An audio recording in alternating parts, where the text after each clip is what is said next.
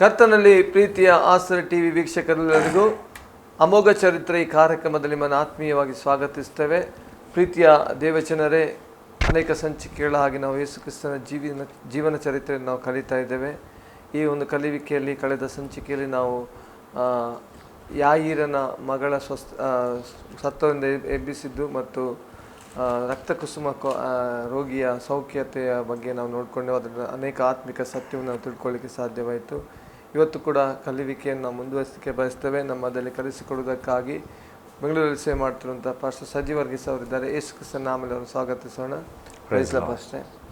Pastor, ಕಳೆದ ಸಂಚಿಕೆಯಲ್ಲಿ ನಾವು ರಕ್ತಕುಸುಮಿ ರೋಗಿಯ ಒಂದು ಸೌಖ್ಯತೆ ಮತ್ತು ಯಾಯೀರನ ಮಗಳ ಸೌಖ್ಯತೆಯ ಬಗ್ಗೆ ಸತ್ತವನ್ನು ಎಬ್ಬಿಸಿದಂಥ ಕುರಿತಾಗಿ ನಾವು ನೋಡಿದೆವು. ಅನಂತರ ಆತನ ಸೇವೆಯ ಪ್ರಯಾಣ ಹೇಗಿದೆ ಪಾಸ್ಟರ್? ಈಗ ಯೇಸು ಕ್ರಿಸ್ತನು ಯಾಯೀರನ ಮನೆಗೆ ಅವನ ಮಗಳನ್ನು ಎಬ್ಬಿಸುವುದಕ್ಕಾಗಿ ಹೋದ. ಅಲ್ಲಿಂದ ತಿರುಗಿ ಯೇಸು ಕ್ರಿಸ್ತನು ಬರುವಾಗ ಎರಡು ಪ್ರಾಮುಖ್ಯವಾದಂಥ ಘಟನೆಗಳು ನಡೆಯುತ್ತಿರುವುದಾಗಿ ನಾವು ಮತ್ತಾಯನ ಸುವಾರ್ತೆ 9ನೇ ಅಧ್ಯಾಯ ಅದರ 27ನೇ ವಚನದಿಂದ 34ನೇ ವಾಕ್ಯ ತನಕ ಓದುವಾಗ, ಯಾಯೀರನ ಮನೆಯಿಂದ ಸ್ವಾಮಿ ಹಿಂತಿರುಗಿ ಬರುವಾಗ ಎರಡು ಘಟನೆಗಳು ನಡೆಯುತ್ತಾ ಇದೆ. ಯಾಯೀರನ ಮನೆಗೆ ಹೋಗುವಾಗ ಒಂದು ಘಟನೆ ನಡೆಯಿತು. ಅದು 12 ವರ್ಷದಿಂದ ರಕ್ತಕುಸುಮ ರೋಗಿಯಾದಂಥ ಆ ಸ್ತ್ರೀಯ ಸ್ವಸ್ಥತೆ. ಈಗ ಯಾಯೀರನ ಮನೆಗೆ ಹೋಗಿ ಯೇಸು ಕ್ರಿಸ್ತನು ಅವಳನ್ನು ಎಬ್ಬಿಸಿ ಧೈರ್ಯಪಡಿಸಿ ಸ್ವಾಮಿ ಅಲ್ಲಿಂದ ಹಿಂತಿರುಗ್ತಾ ಇದ್ದಾನೆ. ನಾವು ಅದರ 26ನೇ ವಾಕ್ಯ ಓದುವಾಗ ಆ ಸುದ್ದಿ ಆ ದೇಶದಲ್ಲೆಲ್ಲ ಹಬ್ಬಿತು ಎಂಬುದಾಗಿ ನಾವು ನೋಡುತ್ತೇವೆ. ನೋಡಿರಿ, ಯೇಸು ಕ್ರಿಸ್ತನು ಮಾಡಿದಂಥ ಅದ್ಭುತಗಳು ಯಾವುದು ಜನರು ತಿಳಿಯುವುದಕ್ಕಾಗಿರಲಿಲ್ಲ. ಪದೇ ಪದೇ ಯೇಸು ಕ್ರಿಸ್ತನು ಅದ್ಭುತವನ್ನು ಮಾಡಿ ಅಲ್ಲಿದ್ದಂಥ ಜನರಿಗೆ ಅಥವಾ ಸ್ವಸ್ಥತೆ ಆದಂಥ ವ್ಯಕ್ತಿಗೆ ಹೇಳುವಂಥ ಒಂದು ಮಾತಿದೆ, ಯಾರಿಗೂ ಹೇಳಬೇಡ ಎಂಬುದಾಗಿ. ಅಂದರೆ ಯೇಸು ಸ್ವಾಮಿ ಮಾಡಿದ್ದೆಲ್ಲ ರಹಸ್ಯವಾಗಿ, ಪ್ರತ್ಯೇಕವಾಗಿ. ಈ ಯಾಯೀರನ ಮಗಳನ್ನು ಸ್ವಸ್ಥಪಡಿಸುವಾಗ ಕೇವಲ 3 ಮಂದಿ ಮಾತ್ರ ಹೊಳಗಿದ್ರು. ಎಲ್ಲರ ಮುಂದೆ ಸ್ವಾಮಿ ಸ್ವಸ್ಥತೆ ಕೊಡಲಿಲ್ಲ. ಇವತ್ತಿನ ಸ್ವಸ್ಥತೆಗೂ ಯೇಸು ಕ್ರಿಸ್ತನ ಸ್ವಸ್ಥತೆಗೂ ಬಹಳ ವ್ಯತ್ಯಾಸ ಇದೆ.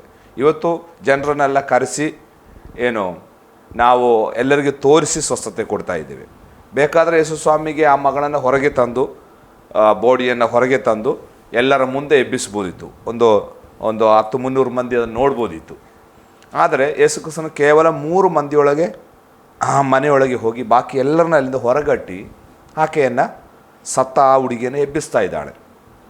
ಆಮೇಲೆ ಸ್ವಾಮಿ ಪದೇ ಪದೇ ಆಡಿದಂಥ ಮಾತು, ಯಾರಿಗೂ ಹೇಳಬೇಡ್ರಿ ಎಂಬುದಾಗಿ. ಆದರೆ ನಾವು ಓದುತ್ತೇವೆ, ಈ ಸುದ್ದಿ ದೇಶದಲ್ಲೆಲ್ಲ ಹಬ್ಬಿತು ಎಂಬುದಾಗಿ.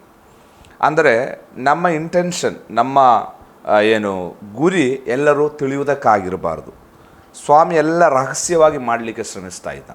ಈಗ ಪ್ರಾರ್ಥನೆ ಮತ್ತಾಯನ ಸುವಾರ್ತೆ 6ನೇ ಅಧ್ಯಾಯಕ್ಕೆ ನಾವು ಸರ್ಮನ್ ಮೌಂಟಿಗೆ ಬರುವಾಗ ಪ್ರಾರ್ಥನೆ, ಉಪವಾಸ ಮತ್ತು ದಾನ ಧರ್ಮ, ಈ 3 ಸಂಗತಿಗಳು ನಾವು ರಹಸ್ಯವಾಗಿ ಮಾಡಬೇಕೆಂಬುದಾಗಿ ಸ್ವಾಮಿ ಹೇಳ್ತಾ ಇದ್ದಾರೆ. ಆದರೆ ಇವತ್ತು ನೇರ ವಿರೋಧವಾಗಿ ನಾವು ಕಾಣ್ತಾ ಇದ್ದೇವೆ. ಎಲ್ಲರೂ ಕಾಣುವುದಕ್ಕಾಗಿ ನಾವು ಶ್ರಮಿಸ್ತಾ ಇದ್ದೇವೆ. ಈಗ ಯೇಸು ಕ್ರಿಸ್ತನ ಉದ್ದೇಶ ಚೆನ್ನಾಗಿತ್ತು, ಯಾರು ತಿಳಿಯಬಾರದೆಂಬುದಾಗಿ. ಆದರೆ ಅದು ದೇಶದಲ್ಲೆಲ್ಲ ಹಬ್ಬಿತು. ಇಲ್ಲಿ ನಾವು ಕಲಿಯಬೇಕಾದಂಥ, ಅರಿತುಕೊಳ್ಳಬೇಕಾದ ಪಾಠ, ನಾವು ಎಲ್ಲರೂ ತಿಳಿಯುವುದಕ್ಕಾಗಿ ಶ್ರಮಿಸಬಾರ್ದು. ಆದರೆ ನಾವು ಮಾಡಿದ ಕೃತ್ಯ ಒಂದು ವೇಳೆ ಎಲ್ಲರೂ ತಿಳಿಯಬಹುದು. ಆದರೆ ನಮ್ಮ ಉದ್ದೇಶ ಚೆನ್ನಾಗಿದ್ದರೆ ಅದು ದೇವರು ಬಯಸ್ತಾ ಇದ್ದಾನೆ. ಅಂದರೆ ನಮ್ಮಿಂದ ಉಂಟಾದ ಸೌಖ್ಯತೆ ನಾವು ಪ್ರಚಾರ ಮಾಡಬಾರ್ದು. ಅದು ಒಂದು ವೇಳೆ ಪ್ರಚಾರ ಆಗ್ತದೆ. ಯಾಕಂದರೆ ಈಗ ಅದು ರಹಸ್ಯವಾದದ್ದಲ್ಲ. ಈಗ ಒಬ್ಬನಿಗೆ ಸ್ವಸ್ಥತೆ, ಒಬ್ಬ ಸತ್ತವರನ್ನ ಎಬ್ಬಿಸಿದರೆ ಅದು ಜನ ಮಾತನಾಡಿ ದೇಶವೆಲ್ಲ ಹಬ್ತದೆ. ನಾವು ಹಬ್ಬಿಸುವುದು ಬೇಡ. ಆದರೆ ಇಲ್ಲಿ ಬಂದ ಇವತ್ತಿನ ಸಮಸ್ಯೆ ನಾನು ಹೇಳ್ತಾ ಇರೋದು, ಇವತ್ತು ನಾವೇ ಹಬ್ಬಿಸ್ತಾ ಇದ್ದೇವೆ. ಆದರೆ ಯೇಸು ಹಬ್ಬಿಸುವುದಕ್ಕಾಗಿ ಎಲ್ಲ ಮಾಡಿದ್ದು, ಯೇಸು ರಹಸ್ಯವಾಗಿ ಮಾಡಿದ್ದು. ಅದು ಹಬ್ಬಲ್ಪಟ್ಟಿತು. ಅದಕ್ಕೆ ಯೇಸುವಿಗೂ ಅದಕ್ಕೂ ಯಾವ ಸಂಬಂಧವಿಲ್ಲ. ಈಗ ನಾವು ಒಂದು ವೇಳೆ ಫೇಮಸ್ ಆಗ್ಬೋದು, ಅದು ನಾವು ಫೇಮಸ್ ಆಗುವುದಕ್ಕಾಗಿ ಎಲ್ಲ ಸೇವೆ ಮಾಡಬೇಕಾದು. ಒಂದು ವೇಳೆ ನಾವು ಫೇಮಸ್ ಆಗ್ಬೋದು, ಅದು ಈಗ ನಮ್ಮ ತೊಂದರೆ ಅಲ್ಲ, ನಮ್ಮ ಮನೋಭಾವನೆಯನ್ನು ಸ್ವಾಮಿ ನೋಡ್ತಾ ಇದ್ದಾನೆ. ಅದು ನಾವು ಅಲ್ಲಿಂದ ಯಾಯೀರನ ಮಗಳ ಸ್ವಸ್ಥತೆಯಿಂದ ಕಲಿತು ಆಮೇಲೆ ಸ್ವಾಮಿ ಆ ಮನೆಯಿಂದ ಮುಂದಕ್ಕೆ ಪ್ರಯಾಣ ಮಾಡ್ತಾ ಇದ್ದಾನೆ. ನನ್ನ ಅನಿಸಿಕೆ, ಯೇಸು ಸ್ವಾಮಿ ತಿರುಗಿ ಕಫರ್ನಹೂಮಿಗೆ ತಾನು ಪ್ರಯಾಣ ಮಾಡ್ತಾ ಇದ್ದಾನೆ. 27ನೇ ವಾಕ್ಯ ಮತ್ತಾಯನ ಸುವಾರ್ತೆ ಅದರ 9ನೇ ಅಧ್ಯಾಯದ 27ನೇ ವಚನದಲ್ಲಿ ಭಾಗ, ಯೇಸು ಅಲ್ಲಿಂದ ಹೋಗುತ್ತಿರುವಾಗ ಇಬ್ಬರು ಕುರುಡರು, ದಾವೀದನ ಕುಮಾರರೇ, ನಮ್ಮನ್ನು ಕರುಣಿಸು ಎಂದು ಕೂಗುತ್ತಾ ಆತನ ಹಿಂದೆ ಹೋದರು. ಆತನು ಮನೆಗೆ ಬಂದಾಗ ಆ ಕುರುಡರು ಆತನ ಬಳಿಗೆ ಬಂದರು. ಯೇಸು ಅವರನ್ನು, ನಾನು ಇದನ್ನು ಮಾಡಬಲ್ಲೆನೆಂದು ನಂಬುತ್ತೀರೋ ಎಂದು ಕೇಳಿದ್ದಕ್ಕೆ ಅವರು, ಹೌದು ಸ್ವಾಮಿ, ನಂಬುತ್ತೇವೆ ಅಂದರು. ಆಗ ಆತನು ಅವರ ಕಣ್ಣುಗಳನ್ನು ಮುಟ್ಟಿ, ನೀವು ನಂಬಿದಂತೆ ನಿಮಗೆ ಆಗಲಿ ಅಂದನು. ಆಗ ಅವರಿಗೆ ಕಣ್ಣುಗಳು ಬಂದವು. ಯೇಸು ಅವರಿಗೆ, ಇದು ಯಾರಿಗೂ ತಿಳಿಯಬಾರದು ನೋಡಿರಿ ಎಂದು ಖಂಡಿತವಾಗಿ ಹೇಳಿದನು. ಆದರೆ ಅವರು ಹೊರಟು ಹೋಗಿ ದೇಶದಲ್ಲೆಲ್ಲ ಆತನ ಸುದ್ದಿಯನ್ನು ಹಬ್ಬಿಸಿದರು ಎಂಬುದಾಗಿ. ಇಲ್ಲಿಯೂ ಸಹ ನೋಡಿ, ಯೇಸು ಸ್ವಾಮಿ ಅವರಿಗೆ ಹೇಳ್ತಿದ್ದಾನೆ, ಯಾರಿಗೂ ಹೇಳಬೇಡ್ರಿ. ಆದರೆ ಸ್ವಸ್ಥತೆ ಹೊಂದಿದವರು ಸುಮ್ಮನೆ ಇರೋಕ್ಕಾಗಲ್ಲ. ಯಾಕಂದರೆ ಕುರುಡರು ಜೀವಮಾನದಲ್ಲಿ ಕುರುಡರಾದಂಥವರಿಗೆ ಕಣ್ಣು ಸಿಕ್ಕಿದಾಗ ಅವರಿಗಾಗುವ ಸಂತೋಷ ಅದು ಎಲ್ಲರಿಗೂ ಹೋಗ್ತದೆ. ಆ ಮೆಸೇಜ್ ಹೇಳಬೇಕಾಗಿಲ್ಲ. ಅದೇ ಜನ ನೋಡುವಾಗಲೇ ಗೊತ್ತಾ, ಅಯ್ಯೋ ಇವಾಗ ಕುರುಡಾಗಿದ್ದಲ್ಲಿ ಕಾಣ್ತಾ ಇದೆಯಲ್ಲ ಅಂತ ನೋಡು, ಹೇಗೆ ಕಾಣ್ತು, ಆವಾಗ ಯೇಸು ಸ್ವಾಮಿ ನನ್ನನ್ನು ಗುಣಪಡಿಸಿದ್ರು ಅಂತ ಎಲ್ಲರಿಗೂ ಅದು ಗೊತ್ತಾಗ್ತದೆ. ಆದ್ದರಿಂದ ಈ ಇಬ್ಬರು ಕುರುಡರನ್ನು ಸ್ವಾಮಿ ಸ್ವಸ್ಥ ಮಾಡುವುದರಿಂದ ಅನೇಕ ಆತ್ಮಿಕ ಪಾಠ ನಮಗೆ ಕಲೀಲಿಕ್ಕೆ ಸಾಧ್ಯ. ನಾನು ಈಗಾಗಲೇ ಹೇಳುತ್ತಾ ಬಂದೆ, ಯೇಸು ಸ್ವಾಮಿಯ ಉಪದೇಶಗಳು ಅಥವಾ ಮಾತುಗಳು ಮಾತ್ರವಲ್ಲ ನಮಗೆ ಕಲೀಲಿಕ್ಕಿರುವಂಥದ್ದು, ಯೇಸು ಕ್ರಿಸ್ತನ ಕೃತ್ಯಗಳು ನಮಗೆ ಕಲೀಲಿಕ್ಕಿರುವುದು. ಯೇಸು ಸ್ವಾಮಿ ಮಾಡಿದ ಪ್ರತಿಯೊಂದು ಅದ್ಭುತವೂ ನಮಗೆ ಆತ್ಮಿಕ ಪಾಠಗಳಾಗಿದೆ.